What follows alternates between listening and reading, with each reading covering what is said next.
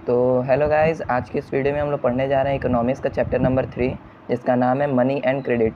Money से तो सब लोग वाकिफ़ हैं, क्रेडिट क्या होता है तो इसको हम लोग समझेंगे आगे। तो सबसे पहले हम लोग मनी पे डिस्कशन कर लेते हैं। तो हम लोग का एनसीईआरटी में पहला टॉपिक आ रहा है उठ के कि बार्टर सिस्टम क्या होता है। तो जब हम अभी तो मनी चलता है, यानी कि पैसा, सिक्का और ये सब चीज़ चलते थे, लेकिन पुराने ज़माने में क्या होता था? तो पुराने ज़माने में वस्तु विनिमय नाम का एक सिस्टम चलता था, जिसको इंग्लिश में बार्टर सिस्टम कहा गया है। क्या होता है इसमें? तो इसमें जो दो तरह के लोग, मतलब मान लो एक आप हो गया, एक मैं हो गए। मेरे को चाहिए होगा शूज़ और आपको चाहिए होगा वीट। तो क्या होगा यहाँ पे? तो मैं आपको ज़रूरत पड़ेगा शूज़ का, तो मैं तुमको शूज़ दूंगा और तुम मुझे उसके बदले में वीट दोगे, मुझे वीट चाहिए होगा। तो इस सिस्टम को वस्तु विनिमय कहा गया था। और इसमें गुड्स का एक्सचेंज, मतलब यानी कि जो भी हम लोग का वस्तु होता है, जो हम लोग को चाहिए होता है, उसके बदले में हम लोग कोई और चीज़ को, जो दूसरे आदमी को ज़रूरत होती है, वो चीज़ हम लोग एक दूसरे को देते हैं। वही चीज़ यहाँ पे लिखा हुआ है कि it means that both the party should agree to buy and sell each others goods, यानी कि दोनों तरफ के पार्टी को वो चीज़ खरीदना और उस चीज़ का ज़रूरत होता था।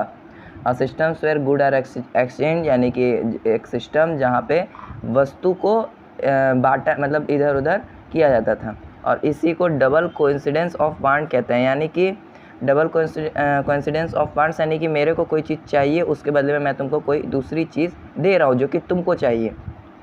ठीक है। अब ये बार्टर सिस्टम तो एक ऐसा मतलब तुमको लग रहा हो कि बार्टर सिस्टम बहुत अच्छा सिस्टम था, मज़ा आ रहा होगा।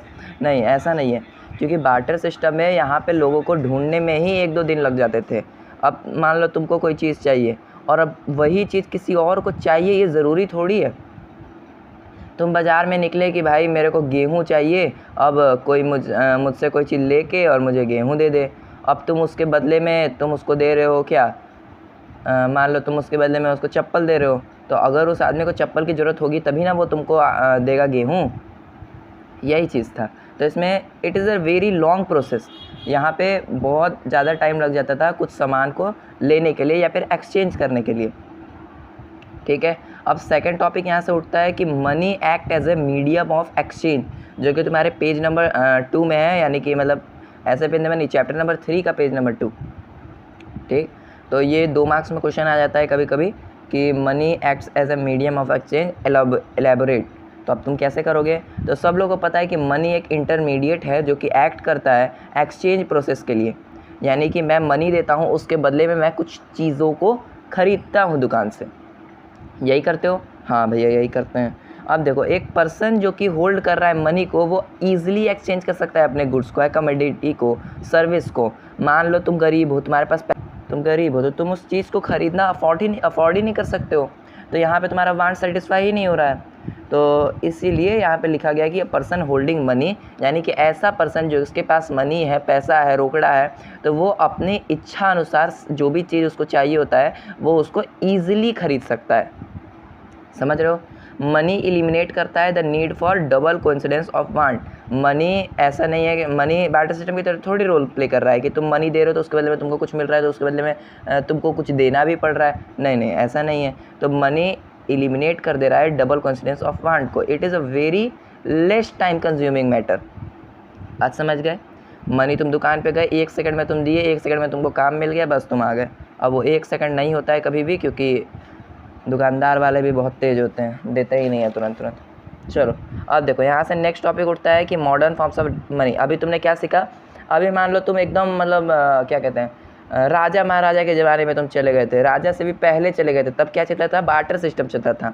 उसके बाद क्या आया राजा लोग के ज़माने में? तो राजा लोग ग्रेन्स, कैटल एज मनी का रूप का यूज़ करते थे। मनी नहीं, रुको, यहाँ पे वो लोग मेटालिक कॉइन्स का यूज़ करते थे कोई भी गुड्स को एक्सचेंज करने के लिए। यानी कि देखते हो राजा के दरबार में जब राजा बैठता है तो कोई भी आदमी आता है, उसके सामने कुछ प्रदर्शन दिखाता है, तो उसको वो अपना गहना, जवाहरात, चांदी का सिक्का, सोने का सिक्का, ये सब चीज़ उसको दे देते हैं। तो पैसा क्यों नहीं दिए? अरे भैया, उस समय पैसा चलता कहाँ था?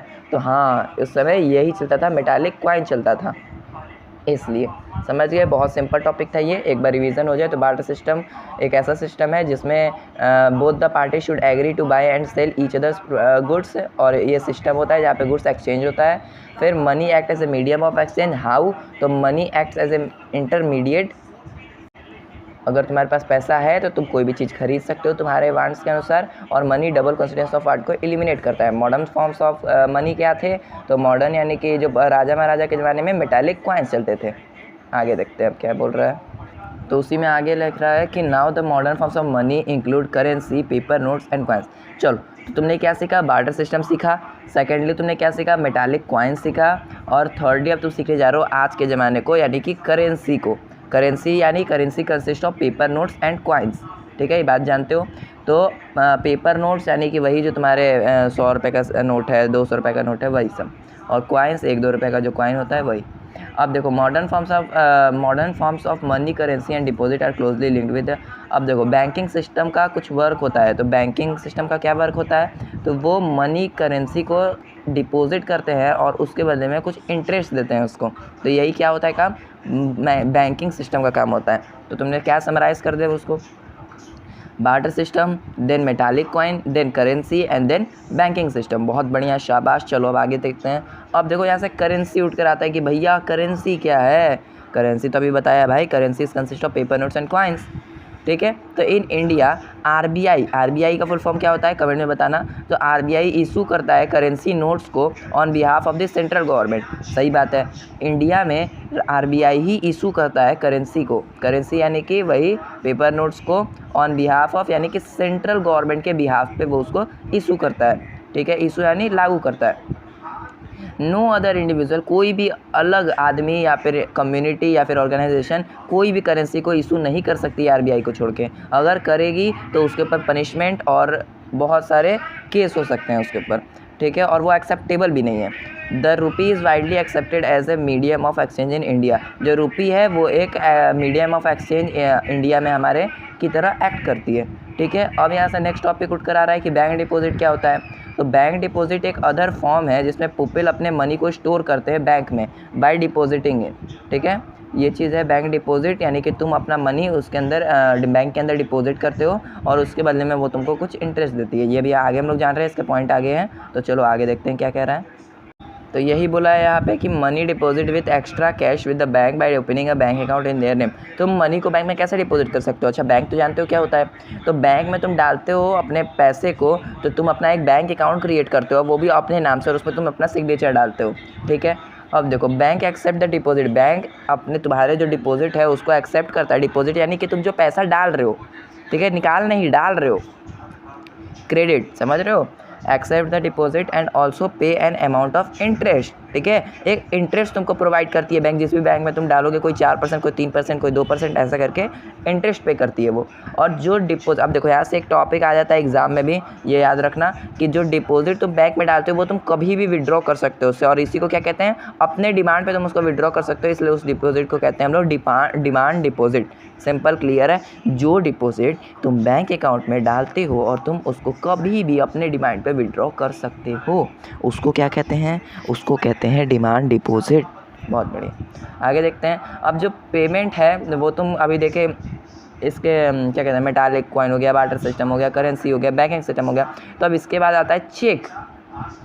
तुम नोट वोट का यूज़ नहीं भी कर सकते हो, तो भैया मेरे को नहीं करना है, मेरे को चेक यूज़ करना है, तो चेक यूज़ कर सकते हो तुम लोग, ठीक है। अब भैया चेक क्या होता है, तो यहाँ से नेक्स्ट टॉपिक यही है कि uh cheque is a paper instructing the bank to pay a certain amount of money from one account to another account whose name the cheque is issue. देखो, चेक एक पेपर ही होता है, ठीक है, एक पेपर टाइप होता है जो कि तुम्हारे एनसीईआरटी बुक में उसका फिगर बना हुआ है। अगर तुमने नहीं देखा है तो वहाँ से तुम देख सकते हो।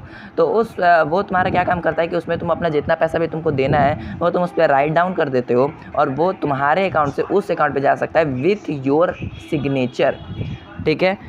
ये सिग्नेचर अभी तुमको आगे जाके पढ़ना है, बस तुम इतना भी समझ जाओ कि ऐसा ऐसा चीज़ होता है, वहाँ पे बहुत लंबा प्रोसेस होता है चेक में। अब देखो आगे क्या है कि बैंक का लोन एक्टिविटीज़ कैसे परफॉर्म हो रहा है। हाँ, क्या भैया, बैंक का लोन एक्टिविटीज़, अरे हाँ भैया, लोन का नाम सुने हो ना, तो बैंक ही तो लोन देता है। तो बैंक लोन कैसे देता है, उसको क्या इससे मुनाफा हो रहा है, लोगों को क्या इससे मुनाफा हो रहा है, क्या क्या चीज़ हो रहा है, तो वो सब चीज़ अब हम लोग को पढ़ना है। ठीक है। अब देखो, bank keep only a small portion of their deposit on cash with themselves. Bank जो होता है वो तुम्हारे जितने भी डिपॉजिट है उसमें से कुछ कैश को वो अलग रखता है, ठीक है, समझ रहे हो। यानी कि तुम जितना कैश, मान लो तुम 50,000 रुपये कैश डिपॉजिट किए तो उसमें से तुम्हारा 20,000 रुपये वो अलग रखता है, ठीक है। वो मतलब ले नहीं लेता है, वो अलग ही रखता है, वो लोन के रूप में उसको काम करता है, अभी बता रहे हैं आगे। देखो, तो यही कह रहा है यहाँ पे कि तुम अपना जो पैसा जमा करते हो उसमें से कुछ पैसा वो ले लेती है, और बैंक यही, ये देखो यहाँ पे लिखा है ना, bank is a major portion of the deposit to extend loans.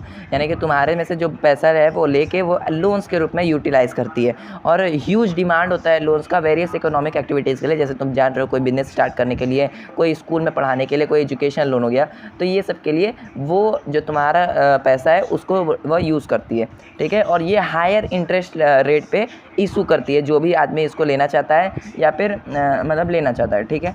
अब यही डिफरेंस जो है, जो कि तुम लोन ले रहे हो और जो डिपॉजिट कर रहा है, वही बैंक के लिए एक इनकम के रूप में क्रिएट कर रहा है। कैसे कर रहा है ये हम समझेंगे अभी तुरंत और बताते हैं अभी। अब देखो, क्रेडिट क्या होता है, तो क्रेडिट एक लोन ही है जो कि refers to the agreement in which the lender supplies the borrower with money, goods, services in return for the promise or future payment। Credit यानी कि लोन सी की तरह कि ये एक म्यूचुअल ट्रस्ट है बोरोवर और ये बैंक के लिए, बैंक की तरफ से, ठीक है। एक ट्रस्ट क्रिएट हो रहा है कि मैं तुमको उतना पैसा तुमको रिटर्न कर दूंगा, बदले में तुम मुझे उतना पैसा दे दो, ठीक है। यही चीज़ था ये क्रेडिट भी। क्रेडिट एक लोन की तरह काम करता है जो कि एक एग्रीमेंट ही होता है जिसमें तुम बोरो करते हो मनी को या फिर गुड्स को या सर्विसेज को, और तुम प्रॉमिस के साथ उसको फ्यूचर पेमेंट में लौटा दोगे, ये तुम वादा करते हो।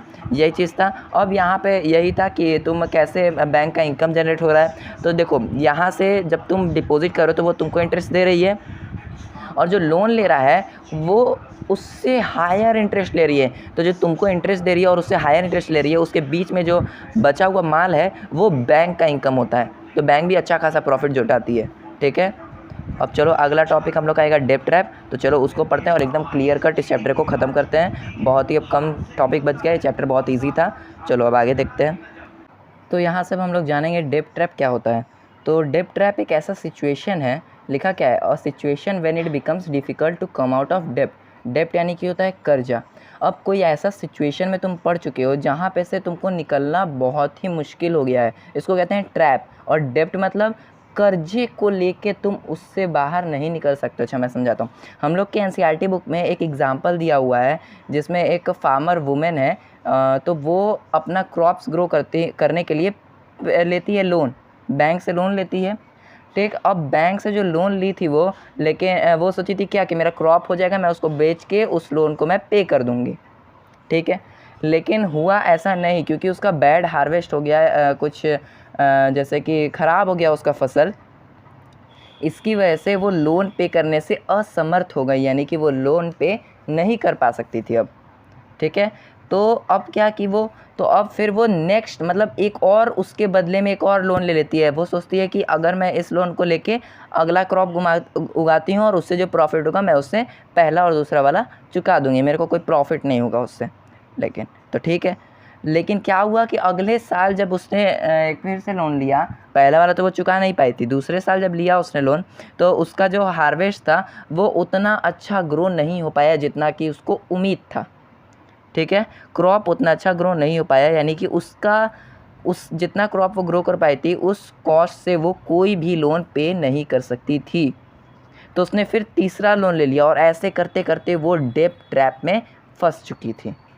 डेब्ट ट्रैप एकदम क्लियर हो गया, यानी कि एक ऐसा सिचुएशन जहाँ पे डिफ़िकल्ट हो जाएगा तुमको उसके बाहर आने के लिए, उस सिचुएशन से तुम बाहर नहीं आ पा रहे हो, डेब्ट ट्रैप, ठीक है। चलो अब देखो यहाँ पे आता है एक नेक्स्ट टॉपिक, इसका नाम है टर्म्स ऑफ क्रेडिट। अच्छा भैया, टर्म्स ऑफ क्रेडिट क्या होता है? तो क्रेडिट यानी मैंने समझा चुका है तुम लोगों को। क्रेडिट यानी क्या होता है? लोन होता है जो कि एक एग्रीमेंट को रेफ़र करता है। तो देखो क्या होता है कि every loan agreement specifies an interest rate, यानी कि कहीं से भी अगर तुम लोन लेते हो तो तुमको कोई इंटरेस्ट रेट पे तुम लेते हो लोन को, ठीक है। मान लो तुम 50,000 रुपये का लिए लोन, तो तुमको उसके बदले में कुछ इंटरेस्ट रेट तुमको उसको पे करना पड़ता है as a interest rate and also to repay off the principal. Principal तुम्हारे स्कूल वाला नहीं, प्रिंसिपल यानी कि मान लो तुम 50,000 रुपये लिए थे बैंक से, तो वो हो गया तुम्हारा प्रिंसिपल, ठीक है। तुमको वो 50,000 रुपये भी लौटाने पड़ेंगे और जो इंटरेस्ट रेट है उसको भी लौटाना पड़ेगा। चलो समझ गए। अब देखो लेंडर यहाँ पे डिमांड करते हैं, यानी कि मान लो वो मनी लेंडर हो गया और या फिर मान लो बैंक हो गया, तो वो सब डिमांड करते हैं कोलैटरल का। एक तुमको टर्म दिया होगा एनसीईआरटी बुक में, अगर तुम एनसीईआरटी रीडिंग करते हो तो, नहीं भी करोगे तो कोई दिक्कत की बात नहीं है, हम हैं तुम्हारे साथ। देखो कोलैटरल क्या होता है, एक सिक्योरिटी होता है बैंक के लिए कि अगर तुम पे नहीं कर पा रहे हो लोन को, तो वो तुमसे कोई चीज़ ले लेता है शुरुआत में ही। तो वही चीज़ क्या हो गया, कोलैटरल हो गया, कोलैटरल अगेंस्ट लोन। अब कोलैटरल क्या है, तो कोलैटरल एक एसेट है जो कि बोरोवर तुमसे लेता है, जैसे कि क्या क्या हो जाएगा, जैसे कि लैंड हो गया, बिल्डिंग्स हो गया, व्हीकल हो गया, लाइव स्टॉक हो गया, डिपॉजिट्स विद बैंक। अच्छा देखो क्या होता है ना कि अगर तुम पैसा पेमेंट नहीं कर पाए तो या तो तुमसे जो भी तुम अपना सिक्योरिटी मनी में देते हो, सिक्योरिटी मनी को यहाँ पे कोलैटरल कहा गया है। तो जैसे कि तुम ज़मीन अपना लगा दिए हो कोलैटरल पे, अगर तुम पे नहीं कर पाए तो वो तुम्हारा ज़मीन को ले लेगा या फिर उसको बेच देगा। ठीक है। बिल्डिंग हो गया, व्हीकल तुम्हारा कोई गाड़ी तुम लगा दिए गाड़ी कोलैटरल के लिए, तो वो तुमको बेच देगा उसको। लाइव स्टॉक हो गया, डिपॉजिट विद बैंक्स हो गया, ये सब चीज़ हमारा कोलैटरल के रूप में। डिपॉजिट विद बैंक क्या हो गया, तो जो पैसा तुम बैंक में डिपॉजिट किए हो, कोई लोग होता है कि अपना बैंक का डिपॉजिट ही लगा देता है कोलैटरल के लिए। ठीक है, तो वो उस सारे मनी को ले लेता है। And uses this is guarantee to a lender until the loan is repaid. वही कह रहा हूँ बात। अब देखो if the borrower fails to repay the loan, the lender has the right to sell and asset of और collateral to obtain payment. जो बोला कि अगर तुम पे नहीं कर पा रहे हो तो वो तुम्हारे कोलैटरल या एसेट को बेच देगा अपने पेमेंट को पूरा करने के लिए, लेने के लिए। अब देखो interest rate, collateral, document requirement and this mode of repayment together are called terms and credit. बहुत बढ़िया यहाँ पे डिफिनेशन मैं लेकर आ चुका हूँ तुम लोग के लिए। यानी कि interest rate, collateral, documentation, requirement and the mode of repayment together are called terms of credit. ठीक है। इंटरेस्ट रेट क्या होता है, जान गए कि हाँ भैया बैंक से पैसा लेते समय मुझे कुछ उसको इंटरेस्ट रेट देना पड़ता है। कोलैटरल यानी कि सिक्योरिटी मनी। डॉक्यूमेंटेशन यानी कि तुम्हारा नाम, पता, नंबर, सब चीज़ कहाँ पे रहते हो वो सब चीज़ तुम्हारा ले लेता है। तो और इन सब को क्या कहते हैं, टर्म्स ऑफ क्रेडिट। ठीक है, बहुत सिंपल चीज़ था। अब चलो आगे देखते हैं। तो यहाँ से नेक्स्ट टॉपिक है सेक्टर्स ऑफ क्रेडिट। अच्छा भैया आपने पढ़ाया था sectors of the Indian economy, क्या भैया वैसा ही है। ठीक है, लेकिन यहाँ पे अलग चीज़ है। ठीक है, तो सेक्टर्स ऑफ क्रेडिट क्या होता है, तो सेक्टर्स ऑफ क्रेडिट में सबसे पहला पॉइंट लिखा है cheap and affordable credit is crucial for the country's development. देखो कह रहा है कि अगर तुमको चीप यानी सस्ते में, मतलब इंटरेस्ट रेट एकदम कम रहेगा और उसमें तुमको लोन मिल जाए, तो ये कंट्रीज़ के डेवलपमेंट के लिए बहुत अच्छा बात है। देखो क्या होता है ना कि किसी आदमी को अपना बिजनेस स्टार्ट करना पड़ता है, लेकिन उसके लिए उसको इंटरेस्ट रेट ज़्यादा पे करना पड़ता है। तो ये चीज़ तो फिर वो बिजनेस ही स्टार्ट नहीं करेगा अपना, उसको तो दुख लगता होगा कि यार मैं जितना कमाऊंगा नहीं उतना तो मैं इंटरेस्ट रेट में ही पे कर दिया। तो ये चीज़ नहीं होना चाहिए और इससे लोग कम करते हैं। ठीक है, तो कम अगर रहेगा इंटरेस्ट रेट तो ज़्यादातर लोग अच्छे काम में व्यतीत होंगे, कंट्रीज डेवलपमेंट अच्छा हो जाएगा। ठीक है, अब दो तरह के यहाँ पे सेक्टर्स ऑफ क्रेडिट हैं। एक का नाम है फॉर्मल सेक्टर लोन और दूसरा है इनफॉर्मल सेक्टर लोन। पहले पढ़ते हैं फॉर्मल सेक्टर लोन क्या होता है। तो ये सब जो लोन होते हैं ये सब बैंक के द्वारा लिए जाते हैं लोन्स को, एंड कोऑपरेटिव्स के द्वारा। ठीक है, कोऑपरेटिव्स यानी कि कोई कॉरपोरेशन हो गया, वही सब लोग जो लोन देते हैं उसको कह दिया गया है। ठीक है, मनी लेंडर नहीं, यहाँ पे मनी लेंडर नहीं है, नहीं। यानी कि यहाँ पे क्या है कि जो लोन्स तुम बैंक से लेते हो या फिर एक अथॉराइज्ड गवर्नमेंट के थ्रू लेते हो, तब तुमको उसको क्या कहोगे, फॉर्मल सेक्टर लोन कहते हो। और यहाँ पे आरबीआई सुपरवाइज करती है function of the formal source of loans. यानी कि बैंक से लेके कोऑपरेटिव जो भी लोन देते हैं उन सबको आरबीआई सुपरवाइज करती है। और मैं चाहता हूँ कि आप सब आरबीआई का फुल फॉर्म कमेंट कर दीजिए। तो कर भी दिए होंगे, इसके पहले मैंने बोला था। तो आरबीआई का फुल फॉर्म होता है रिजर्व बैंक ऑफ इंडिया, जो कि सबको पता ही होना चाहिए। तो यहाँ पर आरबीआई सुपरवाइज कैसे करती है भैया, तो आरबीआई क्या करती है कि क्या होता है, आरबीआई एक सुपरवाइज़र की तरह काम करती है कि बैंक जिस सारा इन्फॉर्मेशन आरबीआई के साथ शेयर करता है कि वो कितना मच, मतलब कितना लोन पे कर रही है, मतलब किसी को दे रही है या किसको दे रही है और कितने रेट ऑफ इंटरेस्ट पे दे रही है, ये सब चीज़ किसको बताना पड़ता है, तो आरबीआई को बताना पड़ता है। कौन बताता है, तो बैंक बताता है। बहुत बढ़िया, आगे चलते हैं। अब सेकंड क्या आता है, तो इनफॉर्मल सेक्टर ऑफ लोन। इसमें क्या होता है, rate of interest very high होता है ब्रदर। क्योंकि ये किसके द्वारा लोन मिलता है लोगों को, तो मनी लेंडर के द्वारा, ट्रेडर्स के द्वारा, एम्प्लॉयर्स के द्वारा, रिलेटिव के द्वारा और फ्रेंड्स के द्वारा लिया जाता है। ठीक है, तो कैसे, तो लोन्स जो कि मनी लेंडर के द्वारा या फिर जमींदार के द्वारा या फिर ट्रेडर्स के द्वारा, एम्प्लॉयर्स के द्वारा उन सब के द्वारा मिलता है, तो उन सब का रेट ऑफ इंटरेस्ट ज़्यादा रहता है और उसको इन ये सब कोई भी ऑथोराइज सेक्टर नहीं होता है, यानी कि there is no organisation with supervise, इसको कोई सुपरवाइज करने वाला नहीं होता है। ऐसे फॉर्मल सेक्टर में क्या था, तो आरबीआई सुपरवाइज कर रहा था, यहाँ पे कोई सुपरवाइज नहीं करता है कि तुम कितना दे रहे हो, कितना रेट ऑफ इंटरेस्ट पे दे रहे हो, या फिर किसको दे रहे हो, ये सब नहीं पूछता है कोई भी। तो इससे तो और यहाँ पे कोई ऐसा रोकने वाला भी नहीं है कि उसको, क्योंकि वो अनफेयर मीन्स से भी वो मनी को अपने वापस वसूलता है। ठीक है, आगे देखते हैं। तो यहाँ सब नेक्स्ट टॉपिक है फॉर्मल एंड इनफॉर्मल क्रेडिट। अब यहाँ पर हम लोग क्या पढ़े थे, फॉर्मल सेक्टर लोन, यहाँ पे इनफॉर्मल सेक्टर लोन्स। ठीक है, इनफॉर्मल क्रेडिट। ठीक है, अब देखो तुम तो सोच रहे हो कि क्रेडिट भैया वही होता है, दोनों तो सेम ही होना चाहिए। तो हाँ भाई, दोनों सेम ही है, बट यहाँ पे गवर्नमेंट के द्वारा क्या किया जा रहा है, थोड़ा सा उसको माइंड पे अपने रख के इसको समझना बहुत ईजी हो जाएगा सबके लिए। ठीक है, तो देखो क्या है इसमें कि जो फॉर्मल सेक्टर है वो बहुत ही कम लोग उससे क्या कर पा रहे हैं, लोन ले पा रहे हैं। अच्छा भैया ऐसा क्यों है, क्योंकि देखो उसमें ज़्यादा पेपर वर्क है। ठीक है, अभी आगे पढ़ेंगे उसको। तो फॉर्मल सेक्टर को लोग बहुत कम यूज़ कर पा रहे हैं। ठीक है, बल्कि कहाँ पे यूज़ नहीं कर पा रहे हैं, तो रूरल पीपल नहीं यूज़ कर पा रहे हैं। और जो रिमेनिंग क्रेडिट नीड्स हैं वो किसके द्वारा फुलफिल किया जा रहा है, वो इनफॉर्मल सोर्स के द्वारा किया जा रहा है, यानी कि मनी लेंडर के द्वारा किया जा रहा है। सिंपल देखो मेरा बात सुनो, लोग यहाँ पे बैंक के द्वारा नहीं ले पा रहे हैं लोन्स को, बल्कि वो मनी लेंडर या फिर ट्रेडर्स हो गया, एम्प्लॉयज़ हो गया, उसके द्वारा ले रहे हैं, वो भी हाई इंटरेस्ट रेट पे, जो कि हम लोग की इकोनॉमी के लिए अच्छा नहीं है। तो हम लोग को ये इंपॉर्टेंट है, it is important that formal credit is distributed more equally so that the poor can benefit from cheaper ones. ठीक है, यानी कि जो गरीब लोग हैं वो लोग कैसे हायर इंटरेस्ट रेट पे ले पाएंगे, तो इसीलिए उन लोग के लिए क्या किया गया है, तो यहाँ पर गवर्नमेंट कुछ कदम उठाया है, तो वो भी अभी देखेंगे। गवर्नमेंट नहीं उठाया मतलब कुछ पुपेल ही होता है, चलो देखते हैं उसको आगे। तो यहाँ पर नेसेसरी है बैंक्स और कोऑपरेटिव को कि उनको अपना लेंडिंग को इंक्रीज़ करना चाहिए, particularly in rural place. Rural और अर्बन तुमको बता चुके हैं पहले में, तो इसलिए इस बार कन्फ्यूज़ मत होना। ठीक है, फिर भी बता देता हूँ, रूरल यानी ग्रामीण क्षेत्र, तो dependence of informal source of credit reduces. हाँ, तो यही कह रहा है कि वाइल द देखो अब पहला वाला भी नहीं समझे मैं, हमको पता है तुम लोग को। तो ये नेसेसरी है बैंक और कोऑपरेटिव को कि वो अपना स्तर को बढ़ाएं, और कहाँ पे बढ़ाएं, तो रूरल एरियाज़ में ज़्यादा बढ़ाएं, ताकि जो लोग डिपेंड कर रहे हैं इनफॉर्मल सोर्स पे उनको क्रेडिट को कम किया जा सके। ठीक है, और यहाँ पे फॉर्मल सेक्टर लोन्स को एक्सपेंड करना चाहिए, रूरल एरियाज़ हर जगह उन लोग को एक्सपेंड करना चाहिए, ताकि हर लोग उस लोन्स को ले सके और इकोनॉमिक की ग्रोथ को बढ़ा सकें। ठीक है, यहाँ से लास्ट एंड फाइनल टॉपिक यहाँ से उठ कर आ रहा है, जो कि SHG। SHG का फुल फॉर्म क्या होता है, self help groups of for the people. Self help group ही बोलते हैं इसको। SHG का full form for the people एक एक्स्ट्रा चीज़ है जो कि होना चाहिए। ठीक है, 5 मार्क्स में क्वेश्चन आ जाता है, ये बहुत इंपॉर्टेंट है भाई, 5 मार्क्स। ठीक है भैया, मैं कान लगा के सुन रहा हूँ, आप पढ़ाओ। ठीक है, चलो। तो poor household are still depend on informal source of, देखो यानी कि जितने भी गरीब आदमी हैं वो लोग किस पे डिपेंड हो रहे हैं, वो इनफॉर्मल सोर्स ऑफ क्रेडिट पे डिपेंडेंट थे, हैं भी, अभी भी हैं शायद। तो वो लोग इनफॉर्मल सोर्स ऑफ क्रेडिट पे डिपेंड करते थे। बैंक्स जो हर जगह प्रेजेंट नहीं होती है हम लोग के रूरल इंडियाज़ में, even if banks are present, अगर बैंक प्रेजेंट भी है तो वो लोग बैंक से नहीं लेते हैं, क्योंकि वहाँ पे बहुत सारा पेपर वर्क और प्रॉपर डॉक्यूमेंट्स की ज़रूरत पड़ती है और कोलैटरल की ज़रूरत पड़ती है, इसलिए लोग बैंक से लोन्स नहीं ले पा रहे हैं। ठीक है, अब आगे देखते हैं, आगे पेज में क्या लिखा है।